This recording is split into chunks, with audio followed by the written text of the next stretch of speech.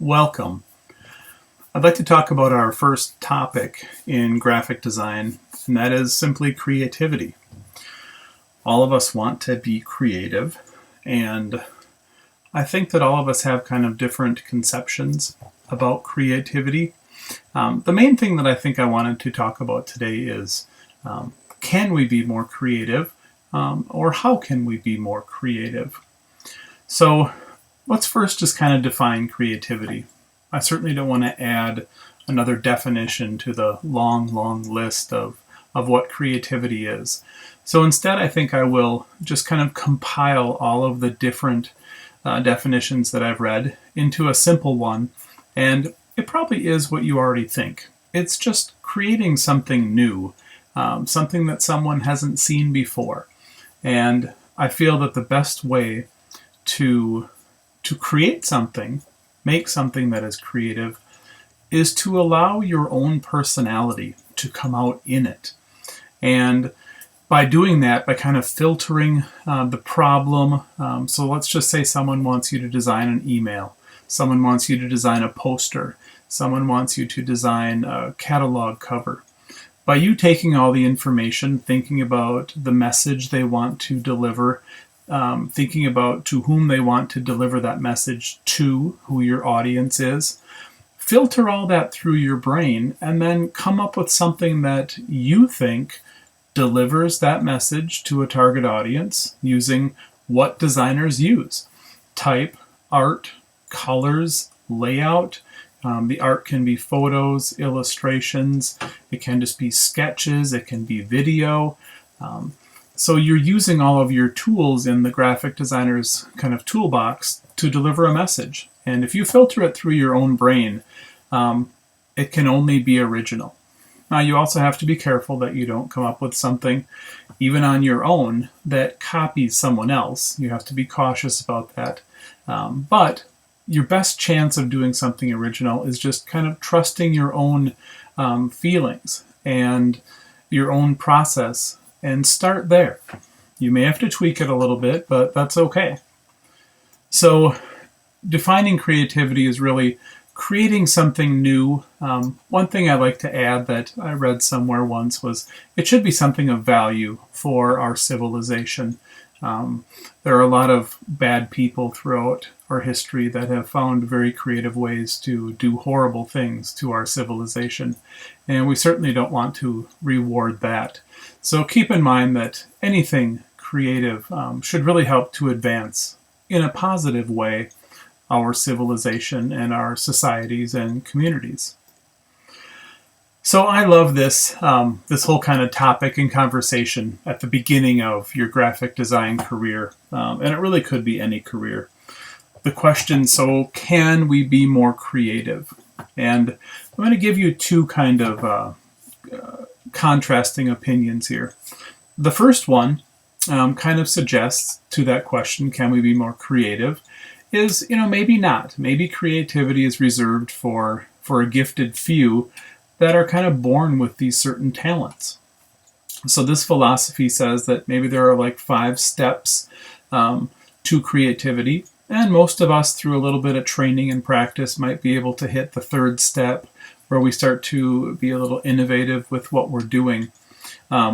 Inventive here. But this truly innovative, creating something that no one has ever seen, ever heard, ever thought of, or this genius level here, where their accomplishments kind of last for centuries and they just do something that people have never really came up with before.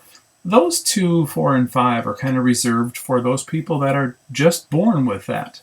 I'll take a piano, for instance. If I sit down at a piano, it does nothing for me. I can hit the keys every now and then, makes a few notes, but it doesn't synchronize in my brain into music at all. My wife, on the other hand, she can sit down and she can just start to play and put notes together and come up with some really beautiful melodies and harmonies. She can also hear a song. And once she hears it a couple of times, she can go over to the piano and usually, within reason, play the thing. I just can't do that. So that would really fit into she was kind of born that way. The opposite of that might be that ever since I was very young, I've been able to draw things from real life, draw things from still life, and they usually look pretty much like what I want them to look like, whether it be drawing with pencil in realism or cartoon style or a stylistic style. So I guess I've been gifted with a talent like that. So you're probably figuring, as a teacher and as a student, this limits us. So right about here, 3, it makes it pretty easy for everyone to just kind of throw in the towel and give up and say, well, I've reached my level, that's about as far as I can go, no sense trying anymore.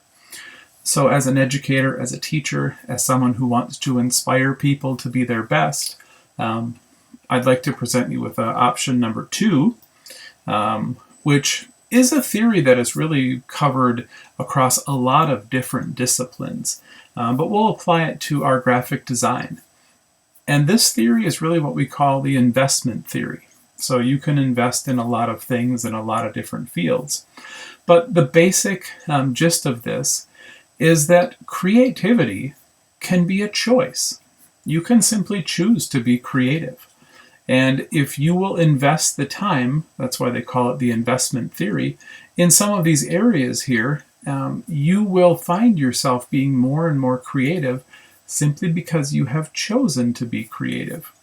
So here we think about things like intellectual skills. If you're taking this graphic design class right now, you've already chosen that you want to learn a little bit more about graphic design and grow your intellectual skills, your knowledge of the field, and that's going to help you be more creative. You could also think about the thinking styles. What encourages you to think in new ways? Just to say, I think I can be more creative. I'm going to be positive. Your own personality. How much maybe grit do you have? A willingness to overcome obstacles, to kind of defy the crowd and maybe stand up in front of everyone and say, I'm going to try this at the risk of being laughed at or saying, no, we're not really sure if that's a cool idea. So believing in yourself and having that self-confidence. Motivation is another choice we can make, to say that I'm going to really like what I do. Motivations vary. I remember when I was in college, I put myself through college to pay for it as a steel erector and a laborer for a construction company.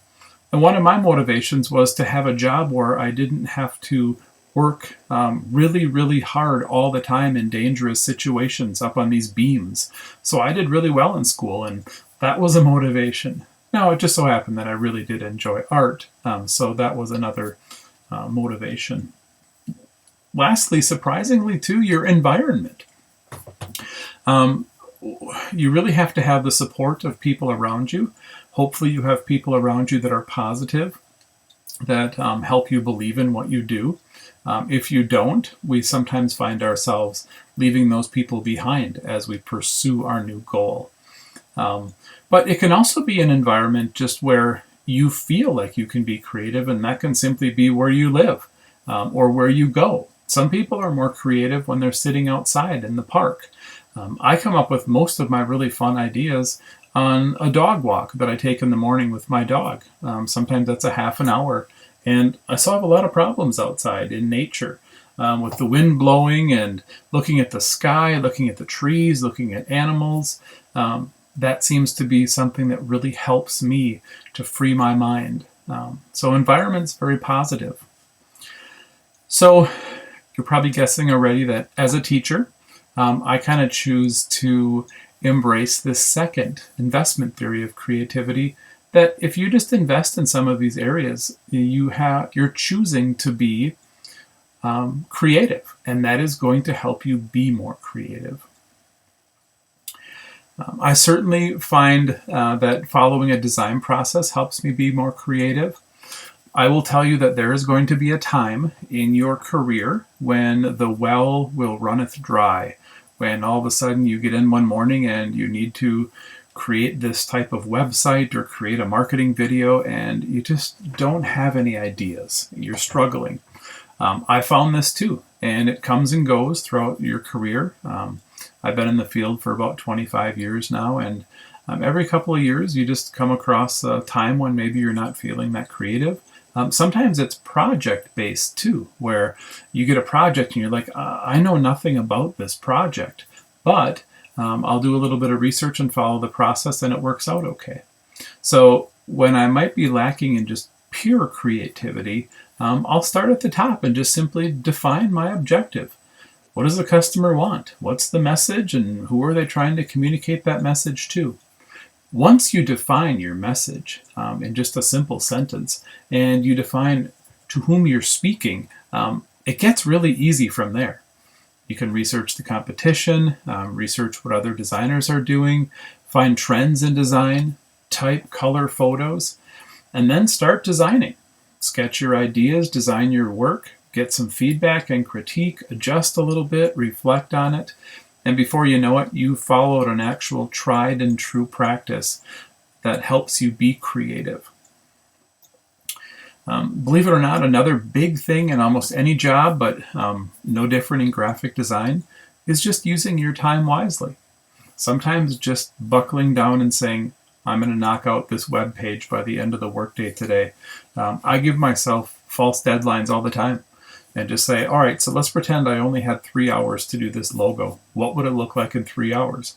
Sometimes it looks horrible and you have to say, okay, we'll give myself another 3 hours.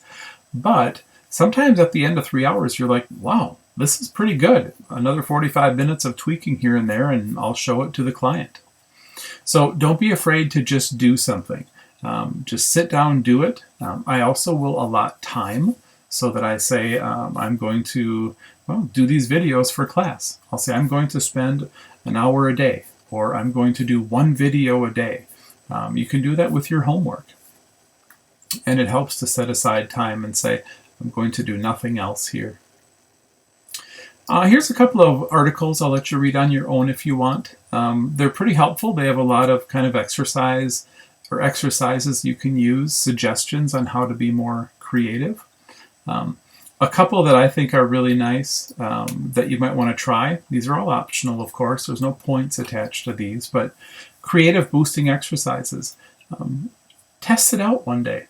Sit down at home and do some sketching for one of your design projects, or write part of a paper for your general studies class. Do it at home, and then maybe the next day, go to the park and sit on the bench and do it. The next day, go to a coffee shop, order your favorite coffee and sit in there and do it. Change your environments and then compare them.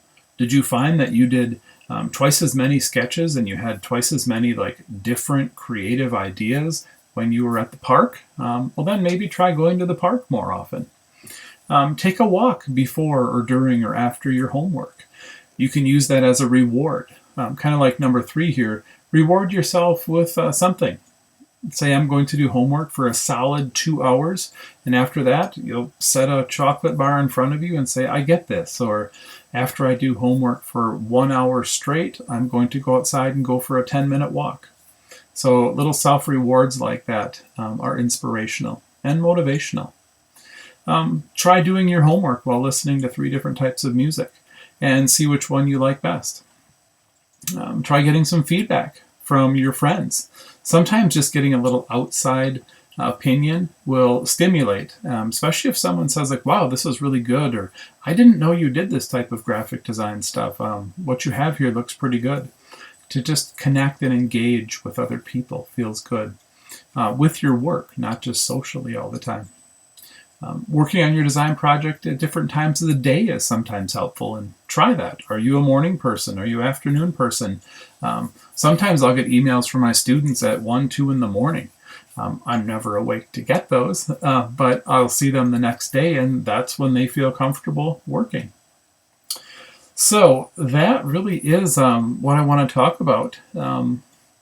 You can, I guess one other thing here, you can journal your progress if you want, and sometimes compare and contrast one semester or one class, and see how you do things. It'd be interesting to kind of see your progress and see what worked or what didn't work with a journal like that. So that's really the gist of creativity and how I wanted to talk about it today in class.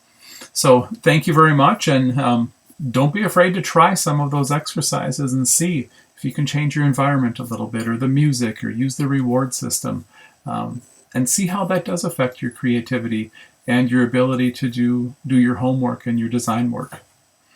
All right, thank you.